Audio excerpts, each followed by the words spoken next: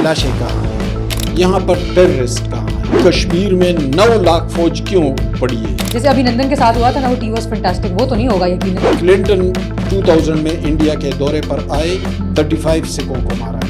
2019 में पुलवामा वाक़या होता है, पाकिस्तान ने किया। पाकिस्तान ने किया तो ये पाकिस्तान के अंदर कॉल कर रहा है, ये स्क्रिप्ट प्लान था। था। सियासी मैदान की हर बड़ी खबर से आगाह रहने के लिए हमारे चैनल आजाद सियासत को सब्सक्राइब करें और बेल आइकन को प्रेस करें।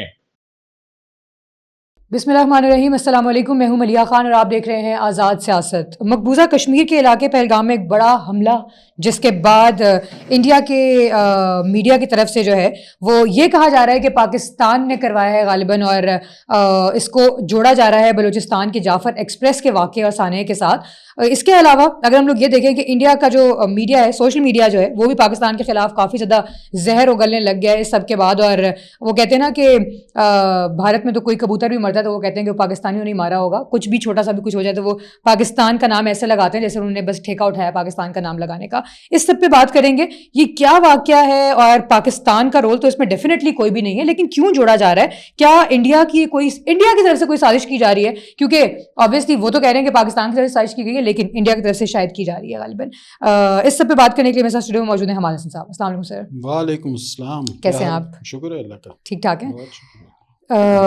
वाक़या तो जो पेश आया है, सानिया जो हुआ है, ज़ाहिर है वो तो काबिल मुज़म्मत ही है और हम सब के लिए इक्वली ऐसे है कि अफसोसनाक एक ख़बर है, लेकिन इंडिया वाले कोई मौका नहीं जाने देते पाकिस्तान पे बात करने का।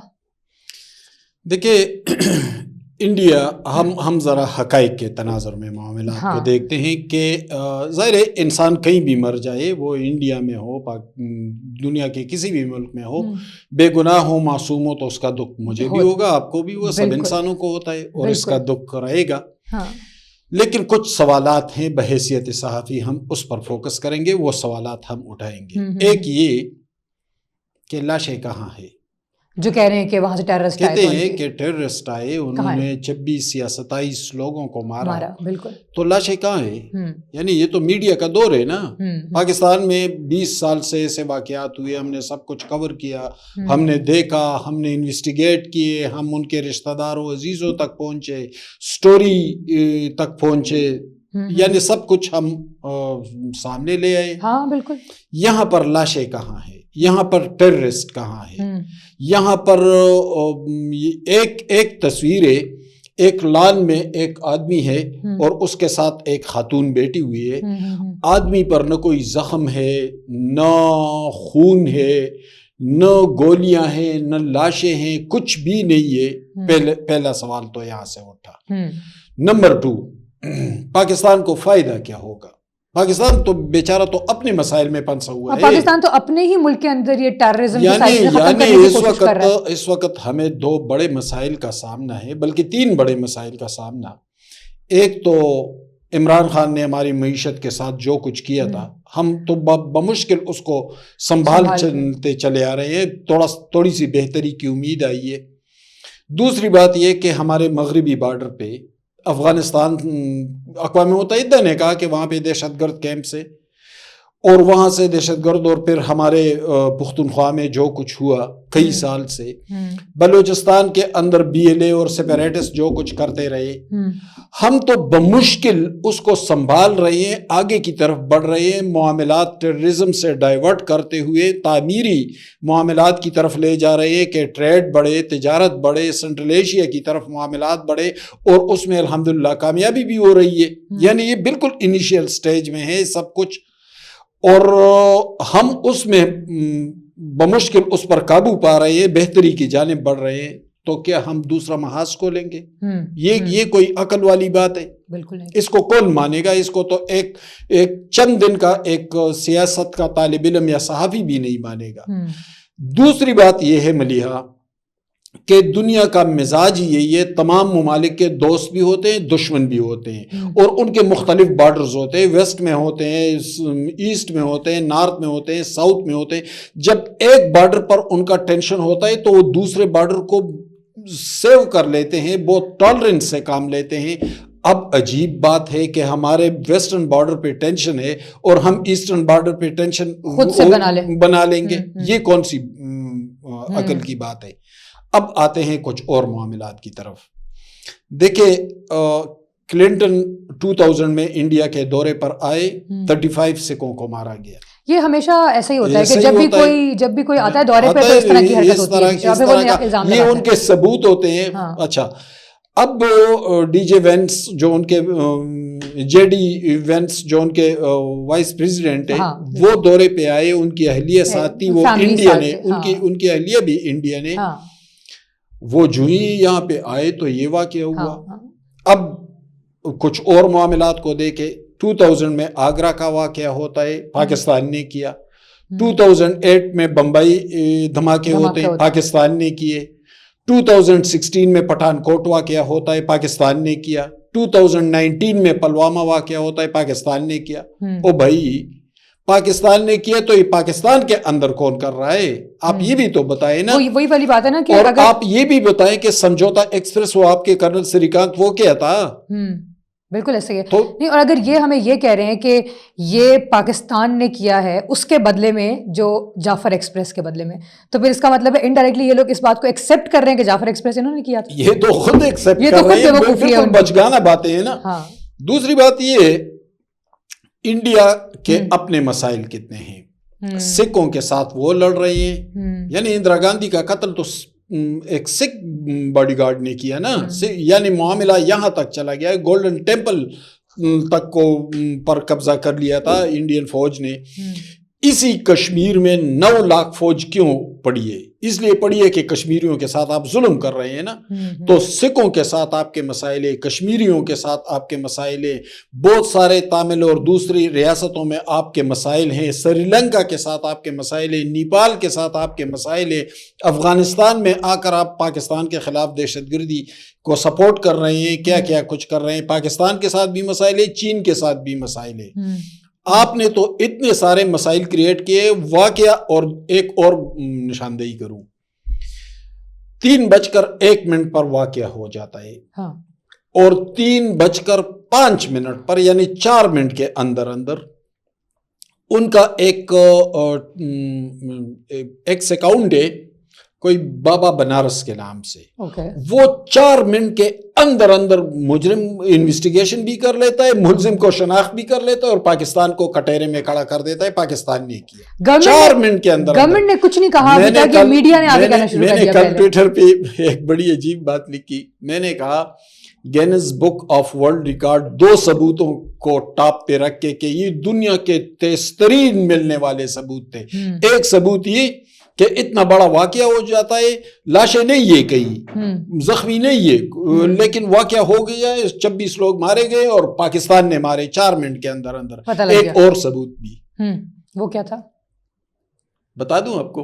دوسرا ثبوت یہ تھا کہ یہ 8 فروری کو جب الیکشن ہوئے تھے نا, تو 5 بجے پولنگ ختم ہو جاتی ہے, 5:40 پر, یعنی پولنگ کے اختتام کے 40 سیکنڈ بعد, 1 منٹ بعد, حمید میر صاحب نے کہا تھا کہ عمران خان کے ساتھ دھاندلی ہو گئی تھی. 40 سیکنڈ میں انہیں کروڑوں ووٹرز اور 350 کے قریب حلقوں اور یہ سب کچھ ان کو 40 سیکنڈ میں مل گیا تھا. یہ 2 ثبوت, ایک پہلگام کا ثبوت اور ایک 8 فروری پر حامد میر صاحب کے ثبوت. یہ دنیا کے تیز ترین ثبوت ہیں جو مل چکے ہیں.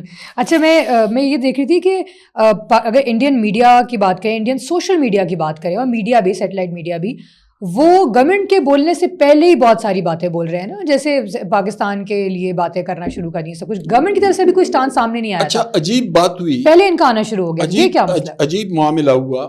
ابھی تھوڑی دیر پہلے میں ایک ٹاک شو میں تھا, ریکارڈنگ تھی, تو میں نے کہا کہ جب واقعہ ہوا اور جو ہی ہم انڈین میڈیا کی طرف گئے کہ بھئی ان لوگوں کا کیا کہنا ہے, تو جو چینل پہ ہم جاتے ہیں, سوئچ کرتے ہیں, وہاں پر ان کے تجزیہ نگار بیٹھے ہوئے ہیں, یہ میجر گورا ہے, یہ میجر گوینڈا ہے, یہ فلانا ہے, یہ ڈمکانا ہے, وہ جو مشہور ان کے. تو عجیب واقعہ تھا کہ واقعے کے چند منٹ کے اندر اندر سارے اسٹوڈیوز میں بیٹھے ہوئے تھے. یعنی ہم میڈیا کے لوگ ہیں نا ملیا, میرا اور آپ کا شو ہوتا ہے اور جگہوں پہ ہم جاتے ہیں، لیکن ہمیں کئی گھنٹے پہلے بتا دیا جاتا ہے کہ فلاں ٹائم پہ ریکارڈنگ ہو رہی ہے، فلاں ٹائم پہ آپ لائیو جائیں گے، اور یہ ایک شیڈول ہوتا ہے نا، تو ہم ترتیب بنا دیتے ہیں صبح سے کہ میں نے 2 بجے فلاں جگہ ریکارڈنگ کرنی ہے، پھر میں نے 5 بجے فلاں جگہ، پھر میں نے 8 بجے لائیو جانا ہے، سارا وہ شیڈول ہوتا ہے، اور اس شیڈول میں معمولی سی رد و بدل بھی بہت مشکل ہوتا ہے۔ عجیب معاملہ تھا، جیسے ہی واقعہ ہوا سب کے سب اسٹوڈیو میں بیٹھے ہوئے تھے، یعنی یہ اسکرپٹ تھا، سب سارا اسکرپٹ تھا، اور بہت غلط اسکرپٹ لکھا تھا، فوری طور پر سب کچھ ایکسپوز ہو چکا ہے۔ ایک جگہ سن رہی تھی انہی کے انڈین میڈیا پہ، کسی میڈیا چینل کے اوپر ہی، کہ ابھی جو جناسم منیر نے کچھ ٹائم پہلے جو اسپیچ کی تھی، اور اس میں بھی کچھ ٹیررزم کے حوالے سے، اس میں ہم نے بھی بات کی تھی انفیکٹ ہمارے اس پوڈ کاسٹ میں بیٹھ کے، تو اس سے بھی ریلیٹ کر رہے ہیں کچھ لوگ، تو کچھ لوگ اس اسپیچ سے بھی ریلیٹ کر رہے ہیں کہ آپ لوگوں نے تو یہ باتیں کہی تھی، تو دیکھیں اب وہ سامنے آ گئی ہیں، مطلب ان کے لوگ اس اسپیچ سے ریلیٹ کرنے لگے، جو کوئی تک ہی نہیں بنتی، سرے سے کوئی تک نہیں بنتی، وہ تو اپنوں کی بات کر رہے تھے، اپنے ملک کی ٹیررزم کی بات کر رہے تھے۔ اس تقریر میں مجھے آپ بتائیں کہ کہاں پہ کسی کو دھمکی دی ہے؟ یہی تو بات ہے بھائی، وہ ایک بات ہے، ایک تو ان کی شخصیت دھمکیوں والی ہے نہیں، وہ جو قرآن پاک کی آیتوں کے حوالے دیتے ہیں، جو اقبال کے شعر، وہ دھمکیاں نہیں دیتے، وہ ان کا مزاج نہیں ہے۔ دوسری بات یہ ہے کہ جو پاکستان کے اندر خراب صورتحال تھی، اس صورتحال پر موجودہ حکومت نے قدر بہتر کارکردگی کا مظاہرہ کیا۔ معاشی حوالے سے جو سیاسی انارکی پھیلی ہوئی تھی، اس میں کمی آ رہی ہے، ٹیررزم میں کمی آ رہی ہے، افغانستان کے ساتھ صورتحال بہتر ہوتی جا رہی ہے، ٹریڈ کے نئے دروازے کھل رہے ہیں، چین، سعودی عرب، UAE، دوسرے ممالک کے ساتھ معاملات آگے بڑھ رہے ہیں۔ وہ تو یہ جو ریسنٹ ڈائنامکس ہیں اس پہ بات کر رہے تھے۔ آپ کو بھائی دھمکی دینے کی ضرورت کیا تھی؟ پاکستان تو خاموش بیٹھا ہوا ہے، پاکستان بیچارہ تو اپنے مسائل میں گھرا ہوا تھا، اس پر کامیابی سے معاملات آگے بڑھ رہے ہیں۔ وہ ایک ہوپ فل تقریر تھی، اپنے ملک کے حوالے سے بات کرتا رہا، اپنے لوگوں کے حوالے سے بات کرتا رہا، آپ اس کے، لیکن دیکھیں جب جھوٹ بولتے ہیں نا، جب غلط کام ہوتا ہے نا، تو پھر آپ کو 100 جھوٹ بولنے پڑتے ہیں۔ بالکل۔ اب جیسے میں آپ سے یہ پوچھنا چاہی تھی، جیسے ابھی یہ لوگ یہ کہہ رہے ہیں نا، انڈین میڈیا پہ سارا ہر جگہ یہ سننے میں آ رہا ہے کہ اب ہم جنگ کا اعلان ہوگا، جنگ کریں گے، یہ ہوگا وہ ہوگا۔ آپ کو کیا لگتا ہے کہ اگر ایسا کچھ ہوتا ہے، ویسے تو آبویسلی نہیں ہوگا، لیکن یہ لوگ جو اتنا بن کے آگے آ رہے ہیں، تو پاکستان کو ذرا کم سمجھ رہے ہیں آپ کے خیال میں؟ تو پاکستان کیا کرنے والا ہے پھر ان کے ساتھ؟